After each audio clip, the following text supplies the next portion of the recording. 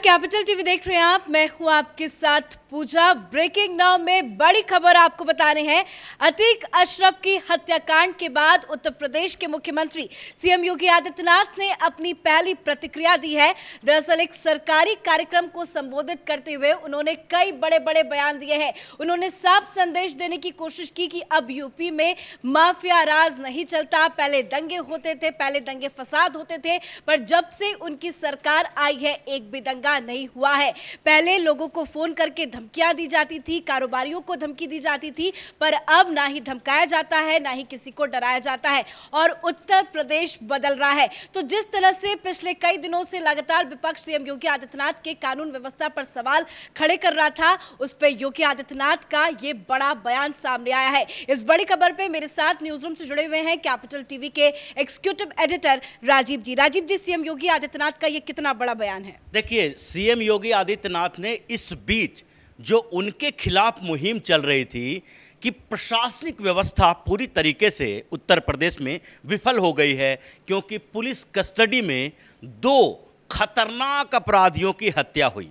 ये गैंगवार था, इस पे अलग अलग थ्योरी चल रही है। कुछ लोगों का मानना है कि पुलिस ने ही मरवा दिया, कुछ लोगों का मानना है कि अतीक अहमद, अशरफ, ये दोनों के कई दुश्मन थे, उन दुश्मनों में से किसी ने पैसे दिए, 30 लाख की सुपारी दी गई। ये सारे मामले सामने आ रहे हैं। कुछ का मानना ये भी है कि अतीक अहमद के गैंग का ही कोई व्यक्ति हो जो इन दोनों को खत्म करके पूरे गैंग पर वर्चस्व बनाना चाहता था, उसने इन दोनों की हत्या कर दी। लेकिन इस हत्या को लॉ एंड ऑर्डर से जोड़कर सीएम योगी आदित्यनाथ से इस्तीफे की मांग करने वाले उन लोगों को भी एक संदेश दिया है और साथ ही उन अपराधियों को भी एक संदेश दिया है कि अगर उत्तर प्रदेश में रहना है तो तुम्हें संभल कर रहना पड़ेगा। अगर तुमने अपने गुंडागर्दी दिखाई तो फिर तुम्हें वहीं भेज दिया जाएगा जहां पर असद भेजा गया, जहां पर दूसरे जो ऐसे 183 का आंकड़ा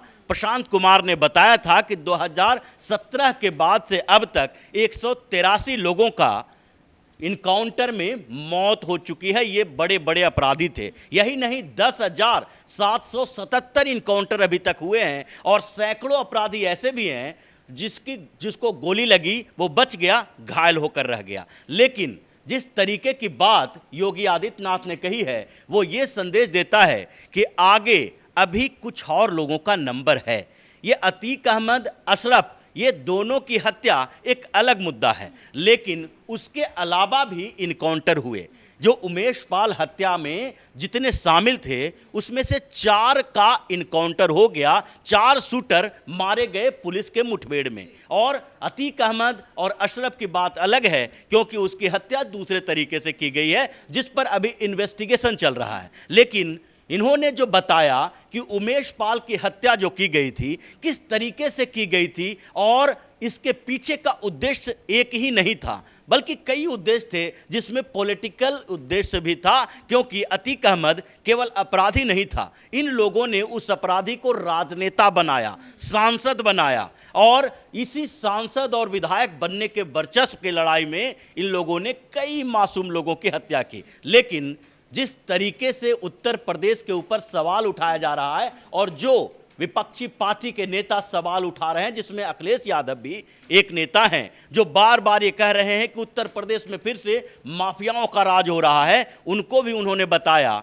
कि तुम्हारी सरकार के समय 364 से ज़्यादा दंगे हुए और हमारी सरकार के समय एक भी दंगा नहीं हुआ। इतने हंगामे हुए, एक बार भी कर्फ्यू नहीं लगाया गया और अभी अपराधियों की औकात नहीं है कि एक फ़ोन करके किसी भी बिजनेसमैन को ये धमकी दे सके कि वो पैसा लेकर हमारे पास आए। ये डर, ये टेरर जो है पुलिस का है, शासन का है, प्रशासन का है और यही डर होना चाहिए, खौफ होना चाहिए अपराधियों के मन में। जब से अतीक और अशरफ की हत्या हुई तब से इंतजार था कि योगी आदित्यनाथ सामने कब आते हैं और किस तरह के बयान देते हैं। हालांकि अब ये ऑफिशियली कार्यक्रम में उन्होंने साफ संदेश दे दिया कि अब यूपी में माफियागिरी नहीं चलेगी। लेकिन जिस तरह से चाहे वो ममता बनर्जी हो, अखिलेश यादव हो, ओवैसी हो, विपक्ष के कई नेताओं पर योगी सरकार को लेकर कई तरह के सवाल खड़े किए। कांग्रेस ने तो योगी आदित्यनाथ के इस्तीफे तक की मांग कर दी। उन सभी विपक्षी पार्टियों को ये कितना बड़ा मैसेज है योगी आदित्यनाथ का ये ताजा बयान? देखिए, जिस तरीके से इन लोगों ने योगी आदित्यनाथ के इस्तीफे तक की मांग कर दी कि ये कस्टडी में 2 अपराधियों की हत्या हुई है, इससे पूरी पुलिस व्यवस्था के ऊपर सवाल उठा है और सीधे सीएम को इसके नैतिक जिम्मेदारी लेनी चाहिए। लेकिन एक एक नेता की बात करते हैं जो भी सरकार में है। ओवैसी की बात नहीं करेंगे, वो कभी सरकार में कहीं रहे नहीं है, तो वो क्या बोल देगा क्या नहीं बोलेगा उससे कोई फर्क नहीं पड़ता है। लेकिन ममता बनर्जी, ये ममता बनर्जी को बोलने का कोई नैतिक अधिकार नहीं है, जिसके सरकार में, जिसके राज में पुलिस के सामने लोगों की हत्याएं की जा रही है, बम फेंके जा रहे हैं, बूथ कैप्चर किए जा रहे हैं। ये जो हिंसा हुई थी, पोस्ट पोल वायलेंस जो हुआ था, उसमें एनएचआरसी की रिपोर्ट है, फैक्ट फाइंडिंग कमेटी की रिपोर्ट है कि पुलिस सामने खड़ी होती थी और लोगों को घरों से निकाल निकाल कर मारा जाता था। ये ममता बनर्जी की सरकार के समय पुलिस के सामने घर में जिंदा जला दिया गया 5-5 लोगों को, और ये Mamata Banerjee law and order की बात कर ही नहीं सकती। तो कह रहे हैं कि यूपी में कानून का राज बिल्कुल भी नहीं है, यूपी में प्रशासन फेल है। ये इसलिए कह रही हैं क्योंकि सिर्फ और सिर्फ ममता बनर्जी को मुस्लिम तुष्टीकरण की राजनीति करनी है, अखिलेश यादव को मुस्लिम तुष्टीकरण की राजनीति करनी है। ये हत्या जिस तरीके से हुई है, वो हत्या को सही नहीं ठहराया जा सकता। पुलिस की और इंटेल की कुछ विफलताएं होगी, लेकिन इस विफलता के आधार पर पूरे प्रशासन और सरकार को कटघरे में खड़ा नहीं किया जा सकता। लेकिन ये बात भी है कि जिन लोगों की हत्या हुई वो कोई गांधीवादी लोग नहीं थे, वो हिंसक लोग थे। ये अतीक अहमद जो 17 साल की उम्र में पहली हत्या किया था, पूरे प्रयागराज में इसका खौफ होता था। कितने बेगुनाहों को अशरफ और अतीक ने मिलकर मारा। ये हत्यारा जो था उसकी हत्या हुई है।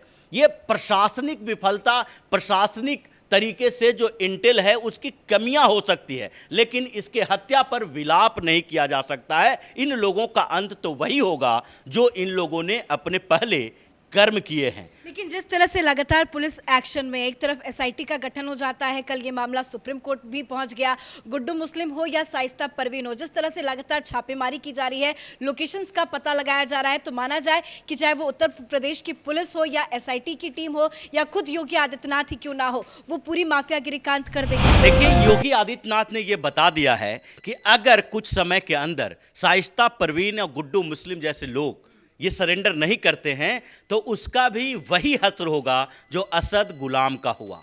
ये जो पूरे उमेश पाल हत्याकांड में जितने लोग शामिल थे उसमें एक गिरफ्तार हुआ है, 4 का इनकाउंटर हुआ है, ये अभी गुड्डी मुस्लिम भागा हुआ है, और शाइस्ता परवीन जो बाहर रह के पूरे का पूरा मास्टरमाइंड बनी हुई थी वो भी अभी फरार है। अगर इन लोगों ने सरेंडर नहीं किया तो इसका भी इनकाउंटर तय है। और ये पूरे के पूरे उत्तर प्रदेश में उन सारे माफियाओं को एक संकेत है योगी आदित्यनाथ की तरफ से कि अगर तुम्हें उत्तर प्रदेश में रहना है तो संभल के रहो, नहीं तो फिर तुम्हारा भी वही हश्र होगा जो 183 अपराधियों का हुआ है। इसलिए ये अंसारी गैंग जो है वो भी सदमे में है। अफजाल अंसारी ने तत्काल अतीक अहमद के बाद क्या कहा था? उसने भी यही कहा था कि मुख्तार अंसारी को जान का खतरा है, इसलिए उसके सुरक्षा की व्यवस्था की जानी चाहिए। ये लोग सुप्रीम कोर्ट में भी इसलिए पहुंचे हुए हैं कि सुप्रीम कोर्ट कुछ ऐसा निर्देश दे दे जिससे योगी आदित्यनाथ की सरकार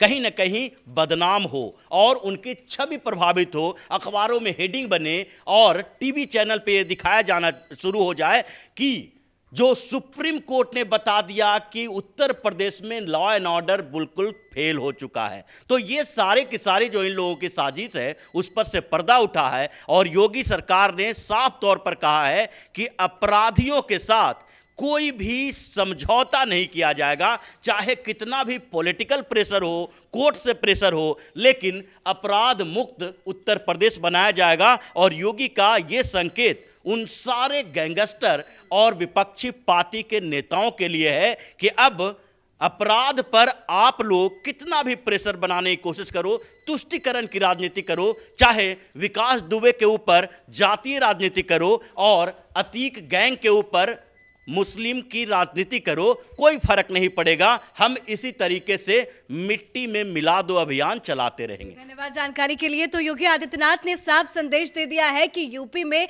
अब माफियागिरी नहीं चलेगी, तो वहीं दूसरी तरफ ताबड़तोड़ एक्शन भी जारी है, चाहे वो गुड्डू मुस्लिम हो या अतीक की बीबी साइस्ता परवीन ही क्यों ना हो। ताबड़तोड़ छापेमारी चल रही है, सर्च अभियान चलाया जा रहा है, लोकेशंस का पता लगाया जा रहा है और उम्मीद है जल्द दोनों को धर दबोच लिया जाएगा। इस बड़ी खबर में मेरे साथ फिलहाल इतना ही। कैमरा पर्सन अशोक के साथ मैं पूजा, कैपिटल टीवी।